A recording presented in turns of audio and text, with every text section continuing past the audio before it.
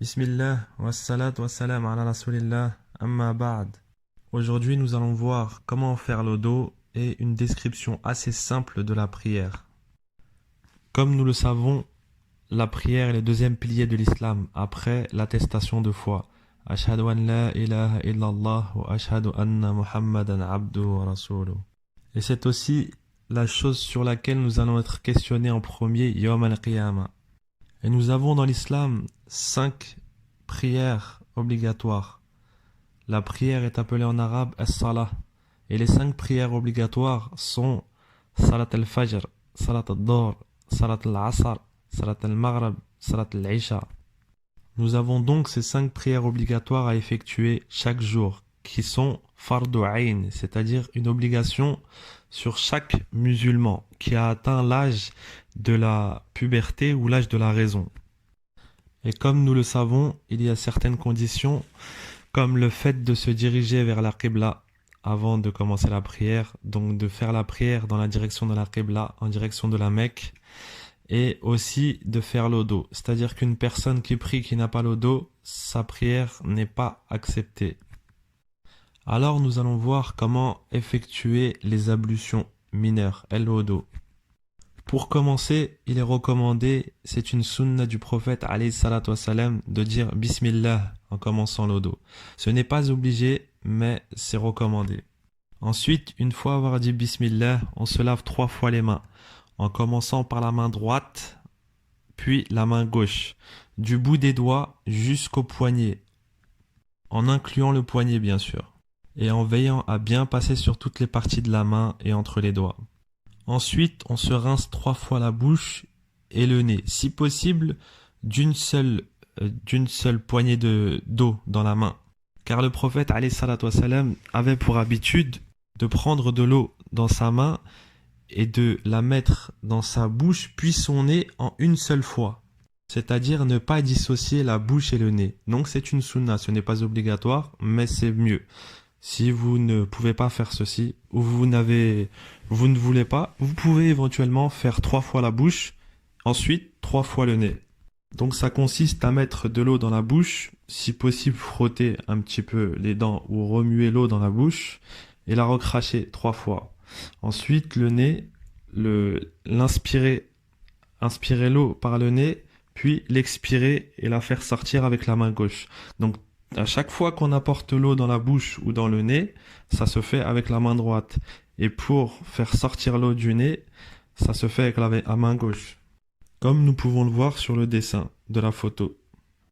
Ensuite, on se lave 3 fois le visage. On prend de l'eau dans les 2 mains et on l'apporte au visage. Et on se lave 3 fois le visage. Le visage, ce qui est compris dans le visage, c'est toute la partie de la face qui va de l'oreille gauche jusqu'à l'oreille droite, jusqu'au menton en bas, l'extrémité du menton, jusqu'en haut, à la racine des cheveux. Puis on se lave 3 fois l'avant-bras droit en comprenant la main bien sûr et le coude.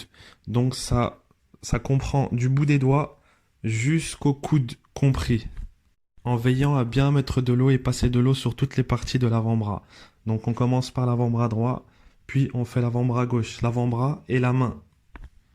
Ensuite, on passe les mains mouillées sur le cuir chevelu, sur la tête, en commençant par le devant de la tête, la racine des cheveux, en descendant jusqu'à la nuque, la fin des cheveux, puis en remontant jusqu'au point de départ.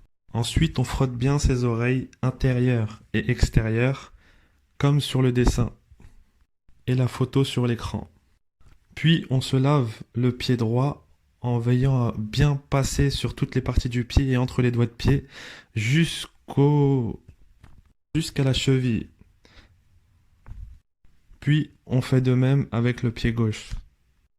Puis il est recommandé, et ceci est une sunna du prophète alayhi salatu wassalam, de dire une fois les ablutions terminées Ashhadu an la ilaha illallah wahdahu la sharika lah wa ashhadu anna Muhammadan abduhu wa rasuluh. J'atteste qu'il n'y a nulle divinité autre qu'Allah. Allah est unique, il n'a pas d'associé. Et j'atteste que Mohammed ibn Abdillah est son messager, son serviteur. Ainsi se termine les ablutions et la pureté qu'on doit avoir pour prier. Nous allons donc pouvoir ainsi nous diriger vers la Qibla et commencer la prière. À savoir que la Qibla, c'est la direction de la Mecque. Donc l'Arabie Saoudite, la Mecque en Arabie Saoudite, Al-Qibla, c'est fi Masjid al-Haram à la Mecque. Donc si vous avez à vous diriger, depuis la France par exemple, dirigez-vous vers la Mecque. Cette direction correspond approximativement à 130 degrés sud-est en étant à Paris par exemple. Donc une fois avoir trouvé la direction d'Al-Qibla, ce qu'il faut savoir c'est le nombre de rakat qu'il y a dans chaque prière. Sachant que Salat al-Fajr, il y a 2 unités de prière, donc 2 rakats. Ensuite, Salat al-Dhuhr, il y a 4 rakats. Salat al-Asr, il y a 4 rakats. Salat al-Maghrib, il y a 3 rakats. Salat al-Isha, il y a 4 rakats. Donc la prière, l'entrée dans la prière se fait par Takbiratul Ihram, c'est-à-dire le fait de dire Allahu Akbar. Donc nous plaçons les 2 mains entre les épaules et les oreilles, c'est-à-dire à cette hauteur-là, à côté de nous, à droite et à gauche, comme sur la photo, et on dit Allahu Akbar. Ensuite, on pose la main gauche sur la poitrine et la main droite sur la main gauche, comme sur la photo. Puis, si on le souhaite, on peut faire l'invocation du commencement de la prière ou passer directement à Surat al-Fatiha.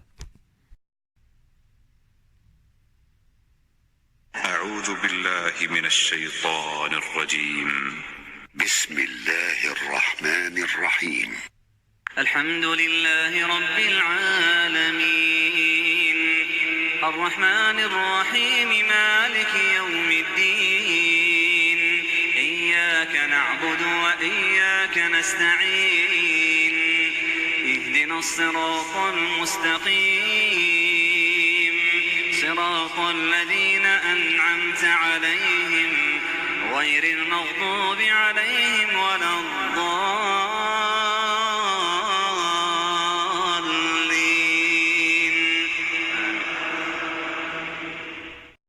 Donc à la fin de Surat al-Fatiha, on dit Amin. Ce qui signifie Istajib ya Allah.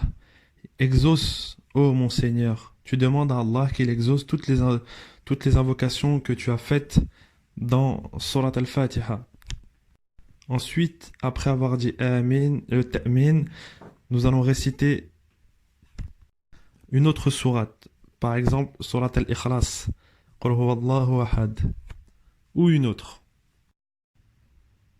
بسم الله الرحمن الرحيم قل هو الله أحد الله الصمد لم يلد ولم يولد ولم يكن له كفوا أحد.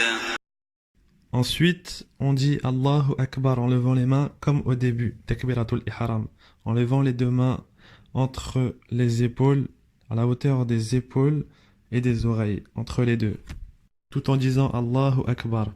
Puis, on s'incline comme sur la photo. Puis, une fois que nous sommes inclinés et que la position est prise, on dit Subhana Rabbil Azim 3 fois, ce qui signifie gloire et pureté à mon Seigneur le Très-Haut. Puis, on se relève tout en disant Sami Allahu liman hamida, ce qui signifie Allah entend celui qui le loue. Une fois le dos bien droit et la position initiale reprise, on dit Rabbana wa lakal hamd, ce qui signifie notre Seigneur, à toi la louange. Ensuite, on se prosterne en disant Allahu Akbar.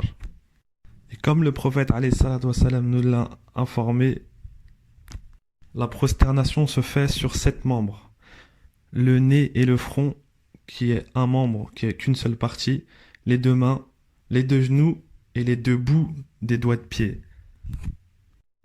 Puis, une fois qu'on est prosterné avec ces 7 membres, prosternés aussi au sol, on dit Subhana Rabbil A'la 3 fois. Gloire à notre Seigneur le Très-Haut.